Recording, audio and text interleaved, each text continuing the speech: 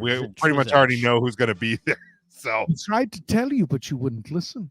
But yeah, so that's going to round us up in the Week 12 picks in the NFL. And well, you know what time it is. Uh-oh.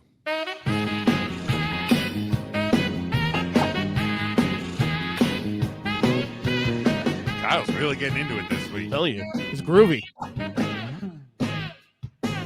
All right, as we do each and every week, we look at EJ's power rankings, his top 10, his bottom 5. To block the screen. On the video, yes, Kyle, make sure you only look at the right side of the screen. We got shakeups. EJ, who's your bottom 5 this week? We got shakeups this week on both sides. Let's get to the bottom 5 first. At number 28, we got the Bears. 29, my Giants actually moved up because number 30, those piece of shit Commanders. Red Tails. Yeah, Red Tails, whatever. Lose Giants twice. Yeah, that's what happens. 31, Patriots off a bye. And 32, the Panthers remain on the bottom of the barrel. So, folks, what do you think about this one? Ernest Christian coming out like Ron Jeremy and nailing it. I'm a big fan. Well done, sir. Excellent. Jim? The only team that I have in there that you don't is the Falcons. I have the Bears just outside of the bottom 5. The Falcons is an intriguing choice. Mm-hmm. They were close. They were considered, buddy. I will say that. I can't argue with them. I mean, I still have the Giants at 31 because you guys are so bad you can't even lose properly this season. So yeah. So but yeah, I'm not gonna squabble. I struggle with this too because I had the same idea, but you beat the Commanders lost to them twice this year, not once. I mean, I do have the Commanders. I have the Commanders in at 28. I have Commanders 28. The Fraud Cons 29. The Patriots at 30, Giants 31, and Panthers 32. Just so I can't be credited for only talking trash on EJ Christian, I think his logic of the sweep coming into play is absolutely correct. Carry on. Yeah, the only team I think Cardinals moved up actually. Out of there, even while losing. I mean, I didn't have the Cardinals in my bottom 5 last week. They were 28 last week, but they moved up just because. And I think we campaigned to show how wrong you were to do that at the time. You did. But I'll tell you what, I actually did my own like 32 team rankings last week after the show, just for fun. And the Falcons are inching closer. They're I think about 27 and 26 last week. We're in the South, EJ Christian. Yeah. They stink, and they're going back to Desmond Ridder. So, are they really? Yeah. Oh God. Man. Interesting. Get ready for number 30. Anyway, that'll be the next week. Cool. It's only getting worse. EJ, who's your top 10? Here we go. Top 10 more shakeups here. Well, at least at the bottom. Number 10. Oh my God. Look who's the number 10. The Texans. Number 9, the Browns. 8, Dolphins. 7, Jaguars. 6, Cowboys. 5, Lions. 4, Ravens. Well, top 4 is pretty much the same as last week. Top 5 really. 5 Lions. 4 Ravens. 3 Niners. 2 Chiefs. 1 Eagles. I mean, cut off a top 4. That's a Super Bowl tier right there. Top 4 right there. Mm-hmm. Lions, knock on the door. Cowboys, got to win some games.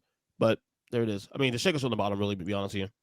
I agree with about 98.6% of this. The top 10 or the whole thing?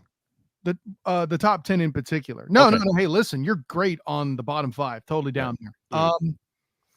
Riddle me this, Batman. Because I have nothing else. I can go on record saying the Browns beat at least 2 really good teams. Mm-hmm. How many really good teams have the Dolphins beaten? Not really none. That's 0. why Browns. That's the head of the Dolphins. I can see the case there. I can see the case. Point. Yeah, I have the Browns and Dolphins flipped on mine. And Browns last 2 weeks have beaten the Ravens and now the Steelers. I'll pose to you another question. Mm-hmm. How many good teams have the Houston Texans beaten? Well, they beat the Jags once this year, right? They did, and quite convincingly. Bengals were good. The Bengals pre-Burrow injury, so you've given me 2 already. By the way, May I have the 0.0 again, Jim? 0.0. Your continued disrespect for the Houston Texans after coming out of the gate, putting them in the bottom 5, where you were distinctly Morningstar to shit and back for weeks on end, is a blatant failure. And rightly so. Last week, the Texans were at 14 on my list. I did a list last week, an actual list. Which is wrong. 14. I don't give a shit where you were last week. All it means is you were wrong last week too. We keep fucking doing this. Look, we can't all be like Colin Perfect, buddy. Don't be rude. So with the Dolphins, you did the hands. I had to do it. The Dolphins at 10 is what I rearrange.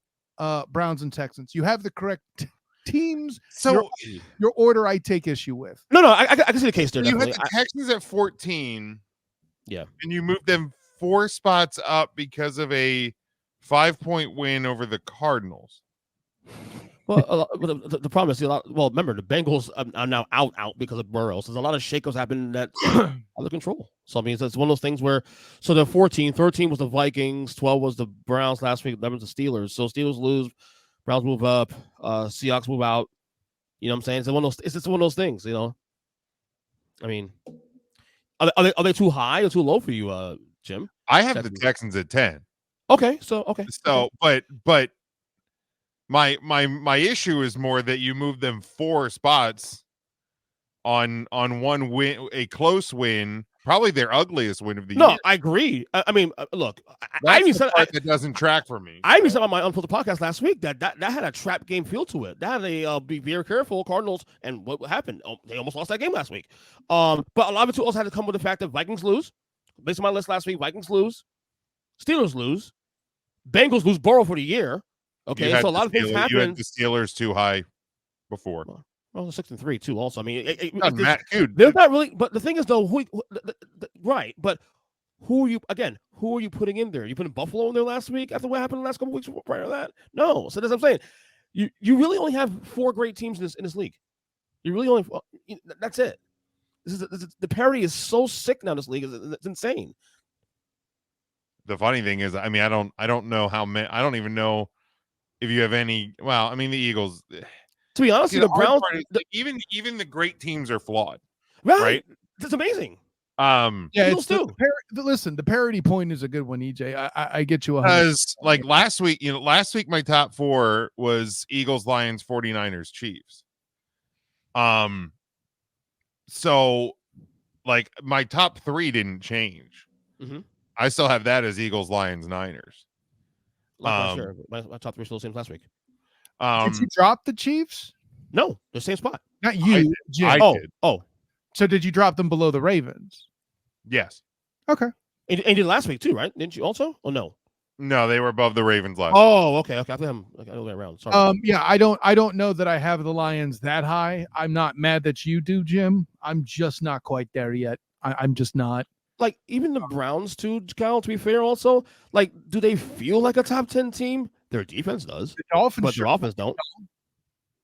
So it's just one of those. It's a strange year, man. MVP is a wide receiver, and they scored 20.5 points the past 2 weeks and looked like absolute ass against the Las Vegas Raiders. Yeah. Whereas CJ Stroud had one bad game and proved that they're more than just their quarterback good. I can see the case of the Dolphins. I see your point. I can see a case for that. That's a good argument. Yeah, I mean, I have Dolphins 9, Texans 10, but I'm not. I don't hate. I don't hate the idea of moving them. I think my point isn't so much that this is terrible. Like I said, 98.5%. I agree with it. That was the lead. What I think I'm trying to show is how muddled up these bottom 3 truly are. I think the Jags are currently head and shoulders above them. Yes, I truly believe the Jags would beat the Dolphins today. The Jags defense are sneaky good. And the only person I know other than me and other writers in the Jaguar Report and Travis Holmes, Bing, Duval Dive, all that, Bing. No one else beyond the Jaguar community acknowledges the existence of a talented defense. I hear morons trying to tell me about Myles Garrett as an MVP candidate. No, he's surrounded by too much talent. If you're going to pick a defensive player, the damn answer is either TJ Watt or Josh freaking Allen. Yeah. Here's the thing for me, like you talk about the tiers. To me right now, the top tier is the 3 teams in the NFC: Eagles, Lions, Niners. And then I think your next tier is Baltimore, Dallas, KC, Jacksonville. No KC in there? In your second tier. Really? No KC in the first tier? Dude, like right now, they feel like a team with a lot of questions. A lot of questions. More on that. Honestly, like, look, the offense, the defense is fine. It's not a defensive issue. It is an offensive issue. It is a wide receiver issue. And here's the thing. Yeah. Over their last 2.5, pushing 3 games, like, Travis Kelce has been neutralized, and they don't have a whole lot else. Like, and that I think could be a problem for them as we go the rest of the way. So I feel like the KC part, like everything else I said, I agree with. I feel like the KC part is a little more of a panic thing here because I feel like their issues is, and I mean it's very much so, easily fixable. It's literally, it's not schematic. It's thank you. It's all it is. They catch ball. Look, if MVS catch the ball last night, we're not having this conversation about the Chiefs right now being number 2, 3, 4, week whatever. 1, if they catch the ball, Jim's precious number 2 team, the Lions, get beaten in week 1. Right.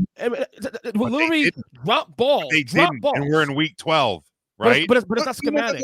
This isn't about moving. I'm not saying it's schematic. It's not about moving them up in the rankings, Jim. What I'm saying is you're acting like there's this team in free fall. They've won. Listen, I don't mean to sound like Nick Wright here, but you talk like they're in free fall and in desperate danger of missing the playoffs. They just aren't. No. Right. No, because the teams in that second tier, Baltimore, Baltimore, Kansas City, Dallas, Jacksonville, those are all teams that are playoff locks. Okay. All right. And those are teams that are playoff locks. Dallas more because of just the state of the NFC, right? Correct. But like, and I mean, over the last couple of weeks, again, they haven't played anybody, but they are winning as they're supposed to for the first time in a while. But if you look at Kansas City's season, obviously they had the close week 1 loss. Mm-hmm. They beat Jacksonville by 6. They blew out the Bears. They beat the Jets by 3. They beat the Vikings by 7. They beat the Broncos by 11. That was a close game for the record. Close game for the record. Then they blew out the Chargers. Then they lost to the Broncos, 7-point win over the Dolphins. And now this week, only Andy Reid's 3rd loss coming out of a bye week to the Eagles. Yeah, the Chiefs aren't in any danger of missing the playoffs. And when they get to the playoffs, obviously they know how to win.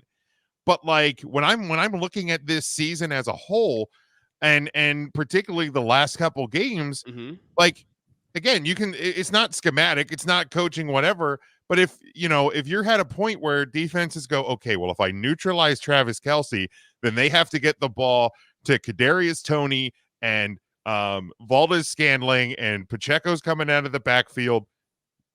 That's a whole lot easier to manage as a defense than when Tyreek Hill was once on the field.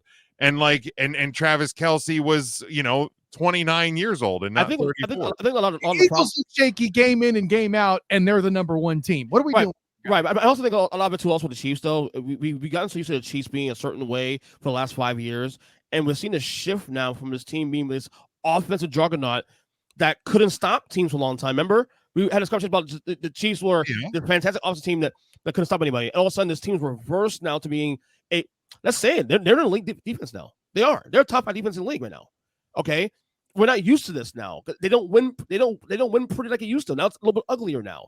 We're not used to that. But again, their losses are literally just drop footballs. Like right. But that is my point, and that's why I have them in that second tier, because when you have that tighter window, when you have that smaller margin of error, it is going to result in you being a quote unquote worse team. Because the thing is, when you were getting into these games that would become a shootout, if Mahomes had a minute and 10 seconds and 1 timeout, you were pretty damn certain that the Chiefs were winning that game. Okay. Unless something like last night. Now, if you get into one of those games, you're not so sure because those receivers are struggling to catch the football. I think my larger point, Jim, is this. Are the Chiefs more vulnerable now than ever? Yes, definitely. But I think they're the one team that deserves a pass on this stuff. I disagree. They are. They're only the defending Super Bowl champions. No big deal. They are. But again, the the Dallas Cowboys in 1997 were the defending 3 Super Bowls in 4 years, and look what happens. Like, I'm not saying, look, again, I'm being hyperbolic on purpose, but like, and I'm not saying that like the Chiefs are in danger of all of a sudden missing the playoffs for 10 years or whatever. Quincy Carter is not walking through the door. I get it. But my point Or Drew Henson is just because, and I pointed this out to you today when talking about the Philadelphia Eagles, last year doesn't mean anything for this year. Like, I understand you want to trust them. Who do you trust? Hubba, hubba, hubba, money, money, money. Who do you trust, right? Who do you trust? Hubba, hubba, hubba, money, money, money. Who do you trust? But again, I'm going off of an 11 game sample, or 10, I guess, for Casey's point, because they had to buy a 10 game sample of what they've shown me this year, and they are not right now the same team. Now, again, if Tony and Valdez Scandling and company start to find their hands and kind of get over this, the yips or whatever the hell you want to call it, then sure, Yeah, they're going to be fine. There's 7 weeks a season. You're not unreasonable. I get it. And I will react in just, but like right now, they're in the middle of the top 10. I think what I push back on is the whole, like, they're not tier 1. That's the only thing I think I push back on. I'll go through with the vulnerable thing and this and that and some concerns, but to me, they're still tier 1 team, man. I mean, who's the quarterback, dude? That defense is elite. Doesn't matter. Catching footballs. It doesn't matter how good the quarterback is if the rest of the offense isn't holding up their end of the bargain. Look at Justin Herbert, for Christ's sake. How many balls hit his receivers right in the hands this week, last week, the week prior? Someone made that point because it did happen again this very week. Everybody's hit, like fucking so many guys in sports media are sitting here trying to say the Chargers should move on from Justin Herbert. I'm like, are you out of your fucking what? mind? Wait. That's a thing? I've seen it. Really is. Oh my Lord. No, Wow. It's insanity. The reason, look at the guy's numbers. That guy is out here doing everything he can, just about every week, and guys are dropping the ball. You have a moron as a head coach who uses analytics to his detriment, and a defense that isn't very good. Like, stop it with the Justin Herbert stuff. But that's my point. It doesn't truly matter how great the quarterback is when you have problems with guys catching the ball and being able to complete the passes that your quarterback's throwing up. Like, really quickly, EJ, the analogy for how much the Justin Herbert criticism has gotten, it's just as bad as what used to happen to Tony Romo. And if there are any Giants fans in my ear reach, it would be tantamount to what happened to Eli Manning at times in his career. Yeah. Herbert, I think I even tweeted that on Monday, is Herbert's getting the full Romo treatment right now. That tracks from an actual Cowboys fan. Right. As somebody who not on level because of the different teams, Cowboys obviously versus the Chargers, but yeah. No, but again, the point is, like, if you look at what Herbert does, he's not the reason that his team's losing games. He's not. So again, Chiefs have the weeks 12 through 18 to course correct and help their receivers find some stickum. I don't know what they got to do. But to me, they're in the middle right now, and I'm not. And again, my top 3 teams are NFC. The Chiefs are my number 2 team in the AFC. So let's not. I'm not writing them off. I'm not knocking them out of the playoffs. That's not happening. It's just I got to be realistic about where I think the Kansas City Chiefs are. Fair point. Anything else to the? I'm good. All right. Let's go.